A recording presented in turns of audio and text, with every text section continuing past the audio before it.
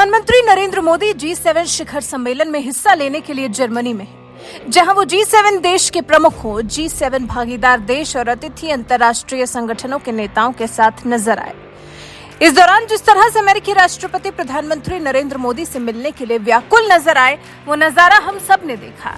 हम सब ने देखा कि मोदी राज में भारत कितनी ऊंचाई पर पहुंच गया है, जो अमेरिकी राष्ट्रपति पीएम मोदी के अभिवादन के लिए दौड़े चले आए। हालांकि जब पीएम मोदी ने भी बाइडेन को देखा तो उसी गर्मजोशी से उनसे हाथ मिलाया, उन्हें भरपूर सम्मान दिया।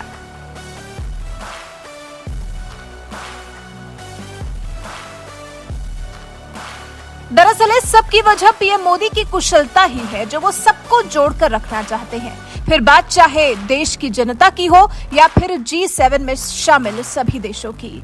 और उसके बाद भारत की जो संस्कृति है, जो संस्कार है, उसका भी पीएम मोदी बखूबी पालन करते हैं। तभी तो दुनिया की नजर में अपने लिए और अपने देश भारत के लिए एक अलग पहचान बनाने में कामयाब हो पाए हैं।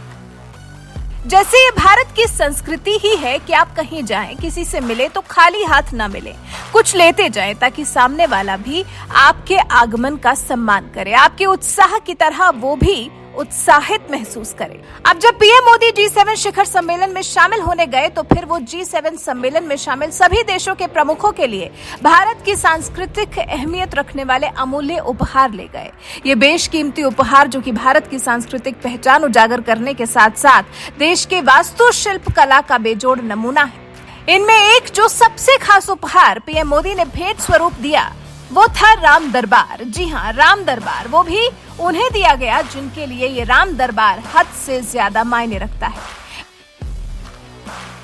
इंडोनेशिया के राष्ट्रपति को लाकरवेयर राम दरबार की भेंट पीएम मोदी ने इंडोनेशिया के राष्ट्रपति जोको विडोडो को यूपी के वाराणसी से लाकरवेयर राम दरबार भेंट में दिया। देवी देवताओं और पवित्र जानवरों की लकड़ी की मूर्तियों को तीर्थ यात्रियों द्वारा वापस ले जाने प्रतिष्ठित स्मृति चिन्ह के रूप में प्रदर्शित किया। ये विशेष टुकड़ा गूलर की लकड़ी पर बना है।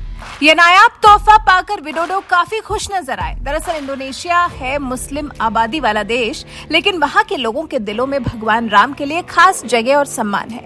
इस देश के मुस्लिम रामायण को पूजनीय ग्रंथ मानते हैं और जब पीएम मोदी ने विडोडो को राम दरबार उपहार स्वरूप दिया तो उनकी खुशी का ठिकाना नहीं रहा। इसी तरह सम्मेलन में शामिल बाकी राष्ट्राध्यक्षों के लिए भी पीएम मोदी के पास एक से एक बढ़कर तोहफे थे। कनाडा के पीएम जस्टिन ट्रूडो को पीएम मोदी ने कश्मीर की कालीन भेंट की। जर्मनी के चांसलर ओलाफ स्कोल्स को उत्तर प्रदेश के मुरादाबाद जिले का मेटल मरोडी नक्काशी वाला मटका उपहार स्वरूप दिया। पीएम मोदी ने सेनेगल के राष्ट्रपति मैकी साल को यूपी के सीतापुर जिले की मूंज की टोकरियां और कपास की दरियां गिफ्ट की। पीएम मोदी ने अर्जेंटीना के राष्ट्रपति अल्बर्टो फर्नांडिस को भेंट की नंदी थीम वाली डोकरा कला। दक्षिण अफ्रीका के राष्ट्रपति सिरिल रामसोफा को छत्तीसगढ़ थीम वाली डोकरा कला पीएम मोदी ने भेंट की। प्रधानमंत्री नरेंद्र मोदी ने अमेरिकी राष्ट्रपति जो बाइडेन को वाराणसी की गुलाबी मीनाकारी ब्रोच और कफलिंक सेट उपहार में दिया। ये कफलिंक राष्ट्रपति के लिए और मैचिंग ब्रोच फर्स्ट लेडी के लिए तैयार किए गए। जापान के पीएम फुमियो किशिदा को पीएम मोदी ने निजामाबाद की काली मिट्टी के बर्तन गिफ्ट किए।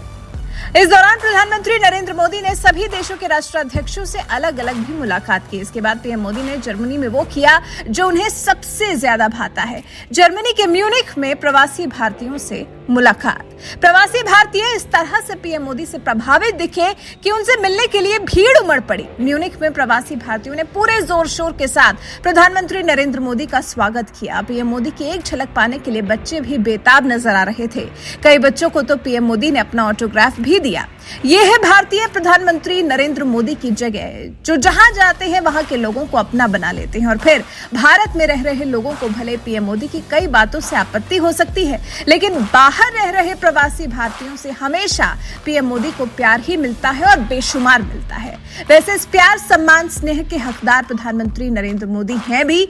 देखा ना आपने किस तरह से G7 में शामिल हर एक देश के राष्ट्राध्यक्ष से कितनी गर्मजोशी और सम्मान से मिले हैं पीएम मोदी। अब सम्मान देते हैं तो फिर उनको वही सम्मान लौट कर मिलता भी तो है। वैसे आपको G7 देशों के राष्ट्राध्यक्षों के बाद प्रवासी भारतीयों से उनकी मुलाकात के बारे में क्या कुछ कहना चाहेंगे? कमेंट कर हमें अपनी राय जरूर बताएं।